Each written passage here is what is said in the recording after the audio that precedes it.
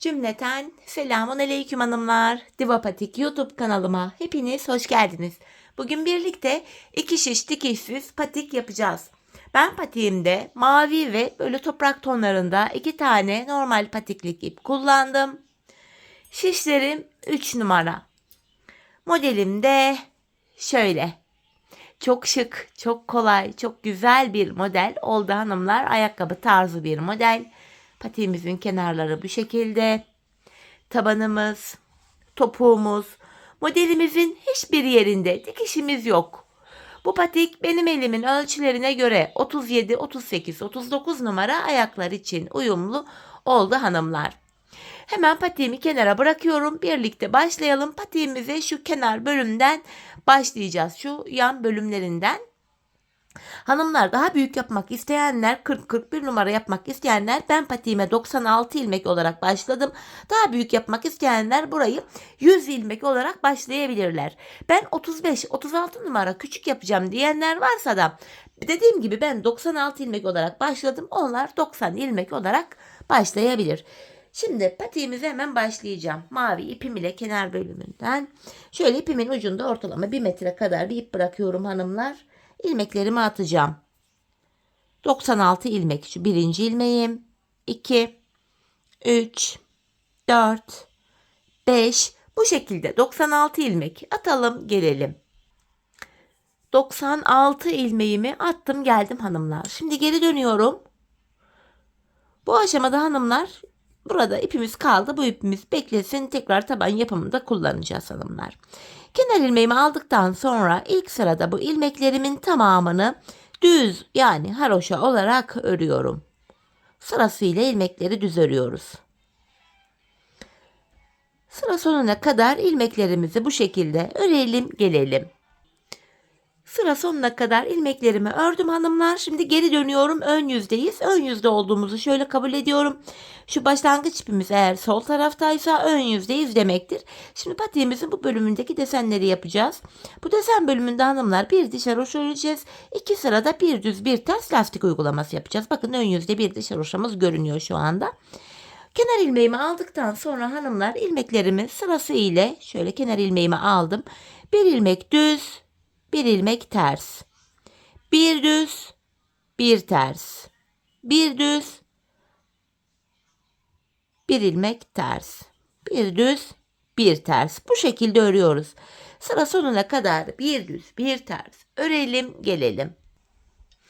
Evet, sıra sonuna kadar ilmeklerimi ördüm. Şimdi geri dönüyorum.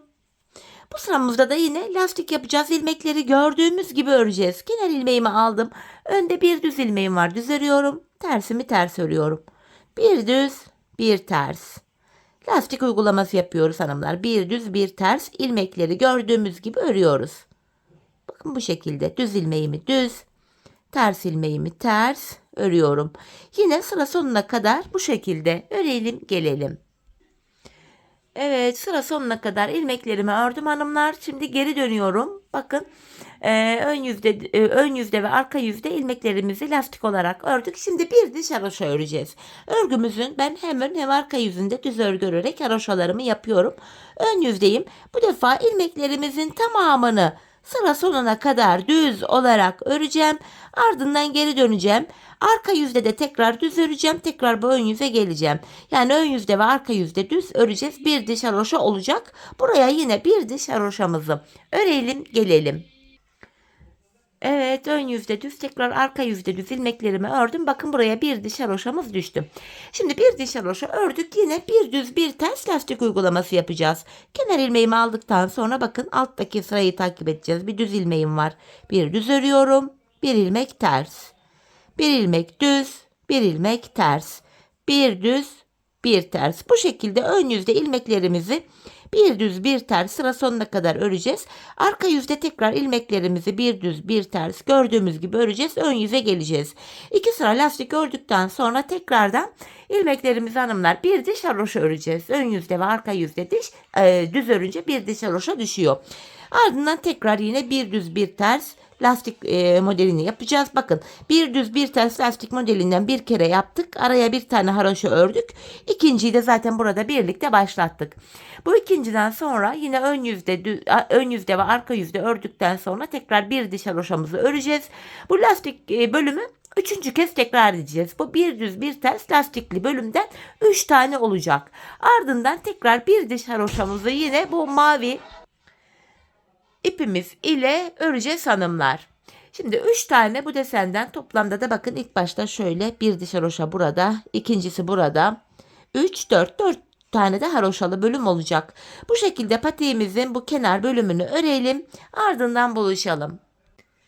Evet hanımlar, patiğimin bu bölümünü, kenar bölümünü tamamladım. Geldim. En son buraya bir diş haroşamı yaptım. Şimdi renk geçişi yapacağım hanımlar. Yine haroşaya devam edeceğiz. Bakın tam olarak şu bölümü yapacağız. Bu bölümdeyiz. Açık renkli ipim ile haroşamı öreceğim. İpime ekliyorum. Renk geçişi olduğu için ilk ilmeğimi örerek başladım. Hemen ikinci ilmeğimi de ördükten sonra ipimin ucunu düğümleyeceğim buraya. Haroşa öreceğiz hanımlar. Hem ön hem arka yüzde ilmeklerin tamamı düz örülecek. Bu şekilde sırasıyla şu an ön yüzdeyiz.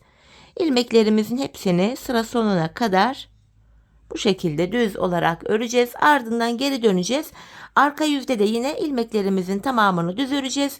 Burada bu açık renkli ipimiz ile bir diş haroşamız olacak. Ardından renk geçişi yapacağız. Mavi ipimiz ile bir diş haroşa öreceğiz. Sonra tekrar açık renkli ipimiz ile bir diş haroşa daha öreceğiz. Yani 3 diş haroşa öreceğiz. Bakın. Bir tanesi açık renkli ipimiz ile, bir mavi ile, sonra diğer haroşamızda yine açık renkli ipimiz ile. Buraya bu şekilde 3 diş haroşamızı örelim gelelim. Evet hanımlar, buradaki haroşalarımı bakın ördüm geldim. Bir açık renkli bir mavi, tekrar açık renkli ipim ile 3 diş haroşa. Şimdi tekrar ön yüzdeyim. Açık renkli ipimi burada şöyle keseceğim, ortaya ekleyeceğim tekrardan. İpimin ucunu maviye düğümleyeceğim hemen. Patiğimiz sökülmesin diye. Patiğimizin üst bölümünü yapacağız hanımlar. Şu desenli bölümünü. Bu desenli bölüm 14 ilmek ile yapılacak. 96 ilmek vardı. 14 ilmeği 96'dan çıkartınca geriye 82 ilmeğimiz kalıyor. 82 ilmeği de iki yana paylaştırınca yanlara 41'er ilmek düşüyor. Öncelikle mavi ipimiz burada beklesin. Buradaki ilk 41 ilmeği örmeden sağ şişimi alacağım hanımlar. Örmeden. 1 2, 3, 4, 5, 6, 7, 8, 9, 10, 11, 12, 13, 14, 15, 16, 17, 18, 19, 20, 21, 22, 23, 24, 25, 26, 27, 28, 29, 30. 31, 32, 33, 34, 35, 36, 37, 38, 39, 40, 41. 41 ilmeği aldık. Şimdi tam bu ortadaki 14 ilmeği patiğimizin üst bölümünü yapacağız. Tekrar açık renkli ipimi ekleyeceğim hanımlar buraya. Şöyle. Buradaki ilk 14 ilmeğimizi öreceğiz. Şöyle ipimi buradan ekledim. Birinci ilmeğimi ördüm. Hemen ikinci ilmeğimi de ördükten sonra ipimin ucunu buraya düğümleyeceğim.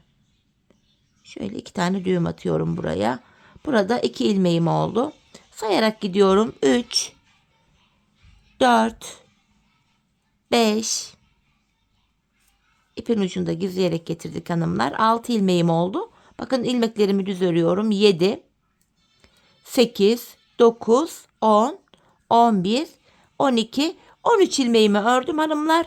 14. ilmekte hemen yandakini de alıyorum. İkisini bir keserek örüyorum. Devamlı olarak bu şekilde kesimler yapacağız. İlk kesimimizi buradan yaptık. Burada bir kesim yaptık. 41 değildi hanımlar. Bu sol kenarımızda 40 ilmek kaldı. Çünkü bir tane kesim yaptık. Şimdi geri döneceğim. Arka yüzdeyim. İlk ilmeğimi örmeden alıyorum. Arka yüzde ters örgü yapacağım hanımlar.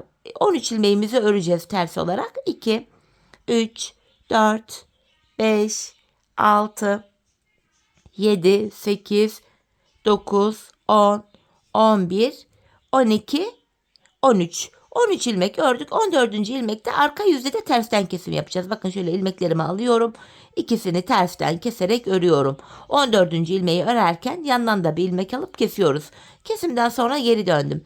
Şimdi şu modelimizi kuracağız hanımlar. Bu modelimizde kenar ilmeğimi aldıktan sonra 3 ilmek üzerine kuruluyor. Bakın burada kenar ilmeğin ilk ilmeğimi aldım. 1, 2, 3. ilmeğim. Şu 3. ilmeğimin normal içine şöyle giriyorum. Bakın altına ya da aradan değil.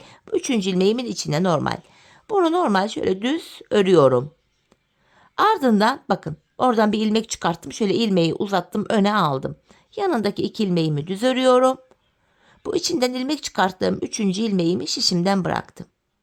İşlem bu. Sıradaki 3 ilmeğe de aynı modeli yapacağız. Bakın 1, 2, 3. ilmeğin içine girerek şöyle uzun bir ilmek çıkartıyorum. Bu sağ şişimde duruyor. Yanındaki 1, 2 ilmeği ördüm. İçinden ilmek çıkarttığım bu ilmeğimi şişimden bırakıyorum. Tekrardan bakın önde 3 ilmeğim var. Bu 3. ilmeğin içine girerek şöyle bir ilmek çıkarttım.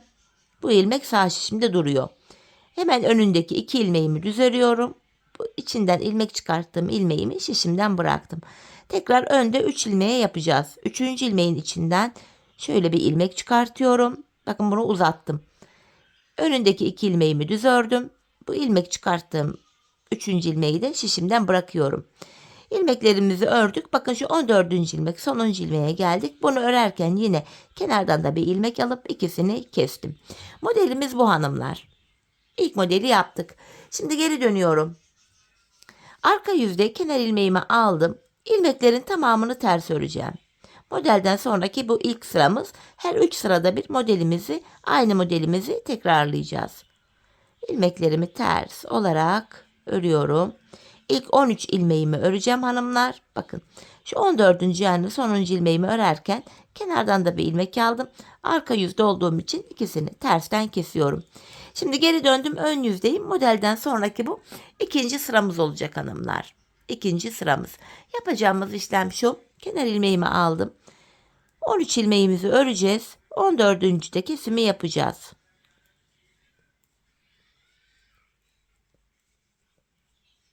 Şöyle 13 ilmeğimi ördüm. Şu 14. ilmekte yandan da bir ilmek alıp ikisini keserek örüyorum. Tekrar geri döndüm. Arka yüzdeyim. Modelden sonraki bu 3. sıramız. İlk ilmeğimi örmeden alıyorum. Bu defa 13 ilmeğimi ters öreceğim.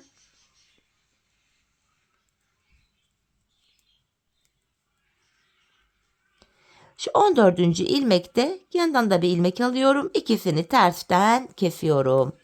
Şimdi geri döndük. Bu ilk modelden sonra hanımlar 3 sıra ilmeklerimizi ördük. Şimdi tekrardan aynı modeli yeniden kuracağız hanımlar.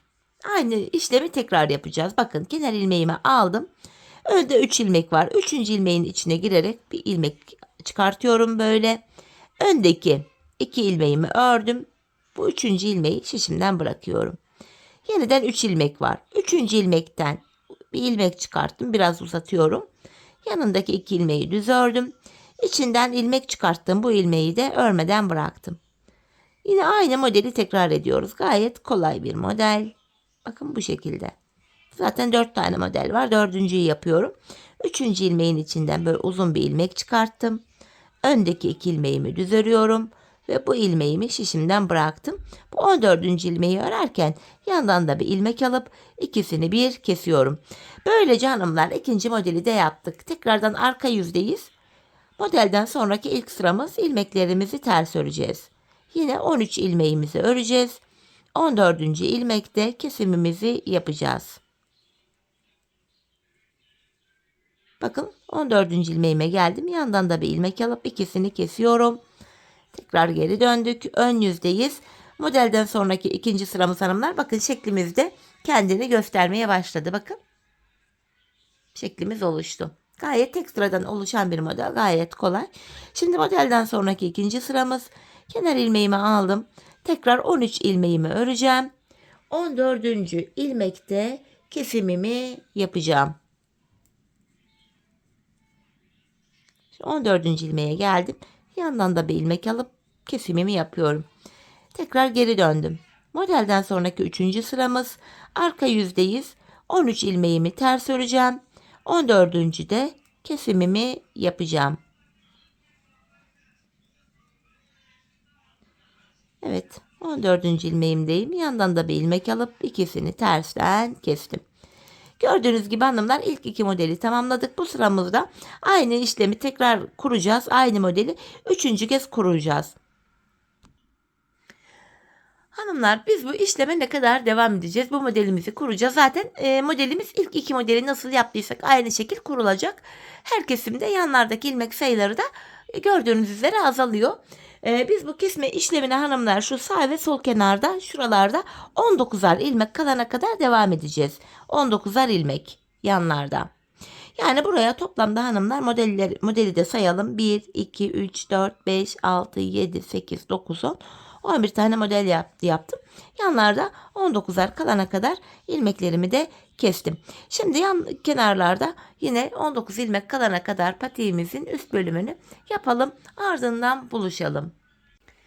Evet hanımlar, yanlarda 19'ar ilmeğim kalana kadar patiğimin üst bölümünü yaptım geldim. Şimdi en son ilmeğimi burada kesmiştim. Artık bu kenarda kalan 19 ilmeğimi sol çeşime alacağım. Bu şekilde sırasıyla ilmeklerimi alıyorum. Patiğimizin bilek bölümünü yapacağız hanımlar. Şöyle ilmeklerimi öncelikle sırasıyla alıyorum.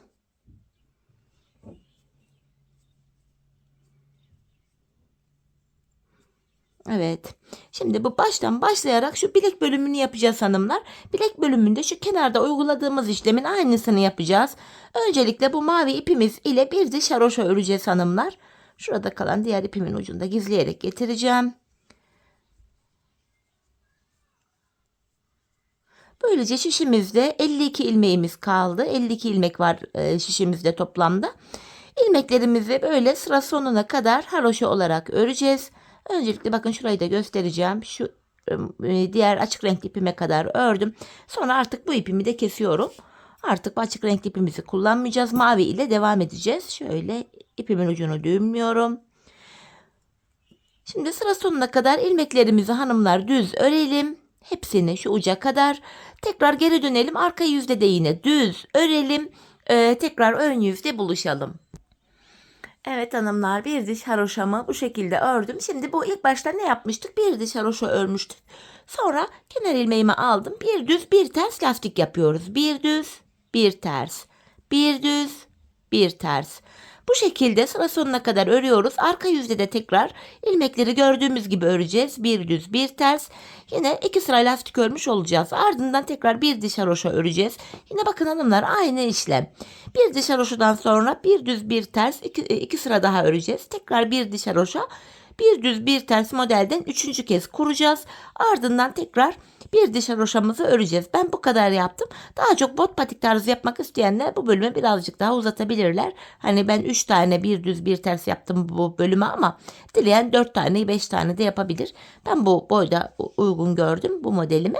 Dediğim gibi ben 3 tane bir düz bir ters lastik uygulaması yaptım. Üçüncü bir düz bir tersten sonra da tekrar mavi ile bir diş haroşamı ördüm. Bilek kısmını buraya kadar yaptım hanımlar. Şimdi hep birlikte patiğimizin bu boğaz kısmını ölçülerimize göre istediğimiz kadar örelim, ardından buluşalım.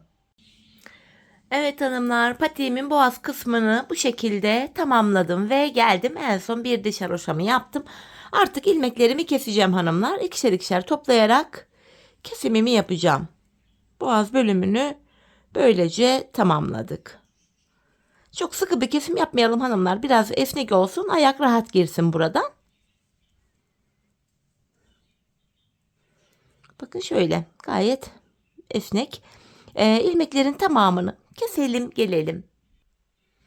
Evet, ilmeklerimi kestim. En son şuraya da kenarımız sıkı sağlam olsun. 2 zincir çekip ipimizi de kesiyorum. Artık patiğin üst bölümünü bitirdik hanımlar. Şimdi tabanımızı yapacağız. Başlangıçta ucumuzda şöyle bir ipimiz kalmıştı. İpimi buraya ekliyorum. Şöyle düğümlüyorum mavi ipimi.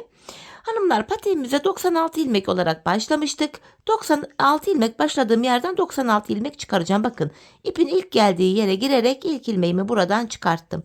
Sırasıyla başlangıç yerlerine ilmeğin iki kanadına birden girerek böyle ilmekler çıkartıyorum tabanımız için. Bakın 4 ilmek oldu. 5, 6, 7, 8. Bu şekilde ilmekleri çıkartacağız. Şu diğer uca kadar 96 ilmeğimizi çıkartalım gelelim. Evet, 96 ilmeğimi uca kadar geldim çıkarttım hanımlar. Şimdi geri dönüyorum. Arka yüzdeyim. Kenar ilmeğimi aldıktan sonra ilmeklerimin tamamını sıra sonuna kadar düz yani haroşa olarak öreceğim. Bu şekilde sıra sonuna kadar ilmeklerimizi örelim gelelim. Evet hanımlar, ilmeklerimi ördüm. Şimdi ön yüzdeyim, tabanımızı yapacağız. İlmek sayımız kaç olursa olsun hanımlar. Taban şöyle yapılacak. Buruna 10 ilmek ayırıyorum. Şimdi toplamda hanımlar 96 ilmeğim vardı. Buruna 10 ilmek ayırınca geriye 86 ilmek kalıyor. 86 ilmeğimi de iki yana eşit paylaştırınca yanlara 43'er ilmek düşüyor. Tabanımızı yapabilmek için öncelikle şuradaki ilk 43 ilmeğimizi öreceğim. Bu şekilde kenar ilmeğimi aldım. Şu 2, 3, 4, 5 bu şekilde ilk 43 ilmeğimi örüp geliyorum. Evet hanımlar, kenara 43 ilmek ördüm. Şimdi burun kısmı için 10 ilmek daha örüyorum. 1, 2, 3, 4, 5, 6, 7, 8, 9, 10. Saydığımızda sol kenarda da 43 ilmek kalıyor. 10 ilmekten sonra geri döndüm. Bu taban bölümde ipimiz hep karşıda olacak. İlk ilmeği örmeden alacağız. Şimdi 10 ilmeğimi tekrar örüyorum. Şu ikinci ilmeğim 3, 4, 5, 6, 7, 8, 9, 10. Tekrar geri döndüm hanımlar. Şimdi 10 ilmek ile buraya bir diş haroşamızı oluşturduk. Tabanımız 14 ilmek olacak. 14 ilmek olana kadar da her sırada yanlardan birer ilmek örerek ortaya ekleyeceğiz. Yine ipim karşıda, ilk ilmeğimi aldım. 10 ilmeğimi öreceğim. 3, 4, 5, 6, 7, 8, 9, 10. Bir ilmek de şu kenardan örerek ortaya ekledim. 11. Geri dönüyorum. İpim karşıda, ilk ilmeğimi örmeden aldım. 11 ilmeğimi öreceğim. 2, 3, 4, 5, 6, 7, 8, 9, 10, 11. Bir ilmek de kenardan örerek ortaya ekledim. 12 oldu. Tekrar geri dönüyorum hanımlar. İpim karşıda, ilk ilmeğimi örmeden aldım. 12 ilmeğimi öreceğim. 4, 5, 6, 7, 8, 9, 10, 11, 12. Bir ilmek de kenardan örerek ortaya ekledim. 13 oldu. Geri dönüyorum. Yine ip karşıda, ilk ilmeğimi aldım. Şimdi de 13 ilmeğimi öreceğim. 5 oldu.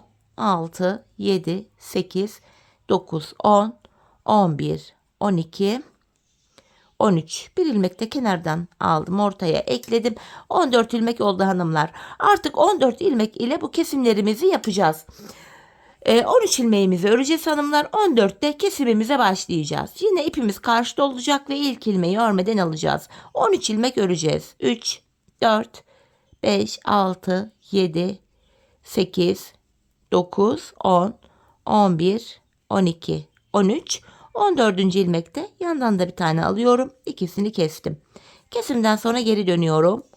Yine ilk ilmeğimi örmeden aldım. 13 ilmek öreceğim. 4, 5, 6, 7, 8, 9, 10, 11, 12, 13. 14. de yandan da bir ilmek alıp ikisini kesiyorum. Tekrar geri döndüm. Yine ilk ilmeğimi aldım. 13 ilmeğimi öreceğim. 4, 5, 6, 7, 8, 9, 10, 11, 12, 13. 14. de yine yandan da bir ilmek alıp ikisini kesiyorum. Tekrar geri döndüm. İlk ilmeğimi alıyorum. 13 ilmek öreceğim. 4, 5, 6, 7, 8, 9, 10, 11, 12, 13. 14. de yandan da bir ilmek alıp ikisini kesiyorum. Tabanımızı 14 ilmek ile bu şekilde öreceğiz hanımlar. Biz bu kesme işlemine sağ ve sol şişimizde şu uçlarda 3'er ilmek kalana kadar devam edeceğiz sağ ve sol tarafta. Şimdi hep birlikte tabanımızı örelim gelelim. Evet hanımlar, yanlarda 3'er ilmeğim kalana kadar tabanımı 14 ilmek olarak ördüm ve geldim. Şimdi yine kesimler devam edecek. Yine ilk 13 ilmeğimi öreceğim. İpim karşıda, ilk ilmeğimi örmeden aldım. Ekstra kesimler de yapacağız artık bu bölümde. Bu şekilde bu 13 ilmeğimi ördüm. 14. ilmekte yandan da bir ilmek alıp ikisini kesiyorum. Kesimden sonra yine geri döndüm. İp karşıda, ilk ilmeğimi örmeden aldım. Şimdi öndeki 2 ilmeği de tekrar kesiyorum hanımlar. Şimdi şu kenardaki son 3 ilmek hariç bu tabanda 3 ilmek kalana kadar ilmeklerimi öreceğim. Bakın burada 3 ilmek kaldı. Öndeki 2 ilmeği kesiyorum. Sonuncuyu örerken kenardan da bir ilmek alıp ikisini bir yine keserek ördüm. Tekrar geri dönüyorum. Yanlarda 2'şer ilmeğim kaldı. Şimdi tekrar şu taban bölümde son bir ilmek kalana kadar ilmeklerimi öreceğim.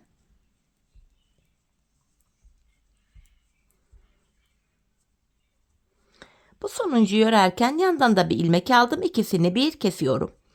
Tekrar geri döndüm. Yine ipim karşıda, ilk ilmeğimi aldım. Tekrar öndeki 2 ilmeğimi kesiyorum. Bu şekilde. Şimdi tabanda son 3 ilmeğim kalana kadar öreceğim yine. Son 3 ilmek kalana kadar. Bakın son 3 ilmeğim kaldı. Öndeki 2'yi kesiyorum. Sonuncuyu örerken yandan da bir ilmek alıp ikisini bir ördüm. Yanlarda birer ilmeğimiz kaldı hanımlar. Şimdi artık burada son 2 ilmek kalana kadar öreceğim. Son kez kesimlerimizi yapacağız. Bakın son 2 ilmeğim kaldı. Bu 2 ilmeğin ikisini bir ördüm. Geri dönüyorum. Yine ipim karşıda, ilk ilmeğimi aldım. Öndeki 2 ilmeğimi kesiyorum hanımlar. Şimdi tabanımda son 3 ilmek kalana kadar öreceğim yine. Buradaki öndeki 2 ilmeği kesiyorum. Burada kalan sonuncu ilmeği de yandaki ilmeğimle bir ördüm. Şimdi geri döndük. Burada 8 ilmeğimiz kaldı. Şimdi 8 ilmek ile patiğimizin arka topuk bölümünü yapacağız. Yine ipim karşıda, ilk ilmeği örmeden aldım. Topuk bölümünde hanımlar son 2 ilmek kalana kadar örüyorum. Son 2 ilmeğimi kestim. 7 ilmek kaldı. Hemen şuradaki ilk kenar ilmek yerine ilmeğin 2 kanadına birden girerek bir ilmek çıkarttım. Tekrar 8 ilmeğim oldu. Bu şekilde hem patiğimizin arkasını örmüş oluyoruz hem de arka bölüm şu kenarlara eklenmiş oluyor. Tekrar geri döndüm. Yine ip karşıda, ilk ilmeğimi aldım. Son 2 ilmek kalana kadar örüyorum. Yine son 2 ilmeğimi kestim. Bu sağ kenarda geri dönüyorum. Ön yüzde ilmek çıkaracağım. Hemen şuradaki kenar ilmek yerine girerek tekrar ilmeğimi çıkarttım. Tekrar 8 ilmeğimiz oldu. Patiğimizin arkası böyle yapılacak. Son 2 ilmek kalana kadar öreceğiz. Son 2 ilmeği bu şekilde keseceğiz ve bir sonraki kenar ilmek yerinden ilmek çıkaracağız. Geri dönüyorum.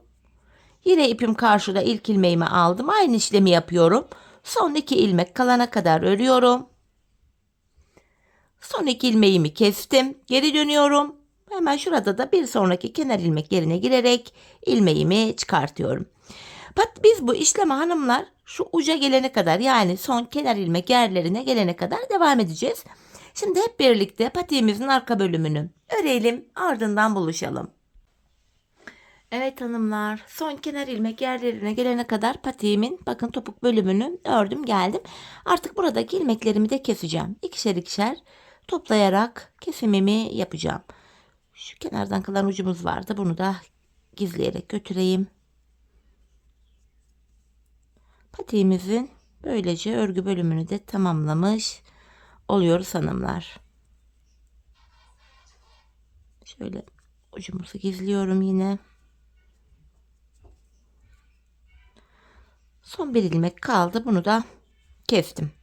Şu kenarımıza tümsek bir görüntü oluşmasın diye tığ yardımı ile hemen şöyle dibine batarak burayı düzlüyorum. Hemen 2 tane de zincirimi çektim. İpimi kestim. Evet, patiğimizin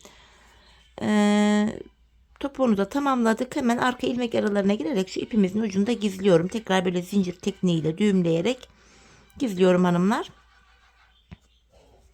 Gayet kolay, güzel, şık bir model oldu. Dikişsiz olması itibariyle de oldukça kullanışlı. Hanımlar patiğimiz bakın görüntü itibariyle şöyle. Tabanı haroş olduğu için gayet esnek, ayağı sarıyor, ayağı rahat oluyor. Dikişsiz olduğu için de kesinlikle ayağı rahatsız etmiyor. Hemen manken ayağıma da giydireyim hanımlar. Birlikte ayaktaki duruşuna da bakalım modelimizin. Çok güzel, çok şık, çok hoş bir model oldu. Ben çok beğenerek, çok severek yaptım modelimi. Umarım sizler de benimle birlikte beğenerek, severek yaparsınız. Yapacak olanlara da şimdiden kolay gelsin diyorum.